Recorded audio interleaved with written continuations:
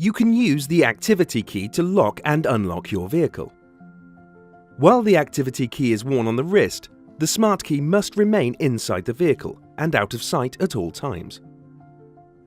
When the activity key is activated, the vehicle locks, the alarm system arms, and any smart keys inside the vehicle disable. To lock your vehicle, the ignition must be switched off and the smart key must be inside the vehicle. After closing all doors, the antenna activates for 30 seconds. Place the activity key as shown. When the pairing is complete, the vehicle locks and arms the alarm. The lamps flash to confirm. Any smart keys outside the vehicle remain enabled. When returning to the vehicle, press the release button to reactivate the antenna. The antenna activates for 30 seconds. Place the activity key as shown. The vehicle unlocks and the alarm is disarmed. The lamps flash to confirm.